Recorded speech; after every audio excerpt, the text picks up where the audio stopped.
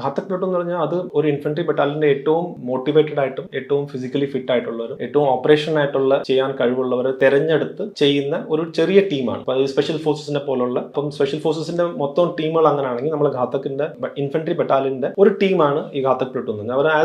അവർ special ഫോഴ്സിനെ പോലെ തന്നെ പ്രവർത്തിക്കാൻ കഴിവുള്ള, അതായത് അവരെ കാട്ടിൽ വിട്ട് കഴിഞ്ഞാൽ അവർക്ക് അവിടെ തന്നെ സർവൈവ് ചെയ്യാൻ പറ്റും, അവർക്ക് ഫുഡൊന്നും കൊടുത്തില്ലെങ്കിൽ അവർ ഫുഡ് കണ്ടെത്തി അങ്ങനെയൊക്കെയുള്ള ഓപ്പറേഷൻസിന് വേണ്ടി മാത്രമായിട്ട് വെക്കുന്ന ഒരു ടീമാണ്. അപ്പൊ ആ ടീമിന്റെ തന്നെ ഒരു 15-16 പേരാണ്. സാധാരണ ഒരു 21 ഒരു മിനിമം സ്ട്രെങ്ത് ഉള്ളത്. പക്ഷെ ലീവും അങ്ങനെയൊക്കെ പോയ ഒരു 15-16 പേരൊക്കെ ഇപ്പോഴും ഒരു ടീമിന്റെ അംഗങ്ങളായിട്ട് കാണും. അപ്പൊ അവർ തമ്മിൽ ഭയങ്കര ബോണ്ടിങ് ആയിരിക്കും. എന്റെ തന്നെ ബഡി ആയിട്ടുള്ള KP എന്നൊക്കെ പറയുന്ന ആള്, അദ്ദേഹമൊക്കെ സജ്ജൻ സിംഗ് ഇങ്ങനെയൊക്കെ ഉള്ളവർ എനിക്ക് ഇന്നും ഓർമ്മയുണ്ട്. അപ്പൊ അവർ നമ്മൾ മുന്നോട്ട് പോയി കഴിയുമ്പോൾ അവർ നമ്മളെ ബാക്കി പിടിക്കും. ആകെ മത് ജാവ് മാപ്പർ ഖത്ര എന്ന്. അപ്പൊ അതുപോലെ തന്നെ നമ്മൾ അവരെയും ഒരിക്കലും അങ്ങനെ ഒരു പ്രശ്നം വരുമ്പോൾ നമ്മൾ അവരെയും നിൽക്കത്തില്ല, അവർ വിടത്തില്ല. അങ്ങനെ ഈ ഘാതക് പ്ലൂട്ടോന്റെ ഒരു വേറൊരു വെച്ചാൽ നമ്മൾ ഒരു കാര്യം പറയേണ്ട ആവശ്യമില്ല. പിന്നെ നമ്മളെ ഓരോ ഇൻസ്ട്രക്ഷൻസ് വായിലൂടെ പറയേണ്ട ആവശ്യം, നമ്മളെ നോട്ടത്തിലൂടെ നമ്മൾ എന്താണ് ആഗ്രഹിക്കുന്ന ഓപ്പറേഷൻ സ്ഥലത്ത് ആർക്കും ഒരു എക്സ്ട്രാ കമാൻഡ് ഒന്നും കൊടുക്കേണ്ട ആവശ്യമില്ല. അപ്പൊ അവർക്ക് വേണ്ടി അതിനുവേണ്ടിയുള്ള ഒരു അണ്ടർസ്റ്റാൻഡിങ്, അത്രമാത്രം അണ്ടർസ്റ്റാൻഡിംഗ് ഉണ്ട്. ഇപ്പൊ പല സ്ഥലത്തും ഞാൻ ഘാതകാരുന്ന സമയത്ത് ഞങ്ങൾ അവിടെ ഓപ്പറേഷൻ ചെയ്യുന്ന രാത്രി കിടക്കുന്നത് കന്നുകാലികളൊക്കെ വെക്കുന്ന സ്ഥലമുണ്ട്, ഢോക്ക് എന്ന് പറയുന്നത്. അതിനകത്ത് മലയുടെ ഇങ്ങനെ അതിനകത്ത് ആടിനെയും ഇതിനൊക്കെ ഇടുന്ന സ്ഥലമാണ്. അപ്പൊ അവിടെ ആരും ഇല്ലെങ്കിൽ നമ്മൾ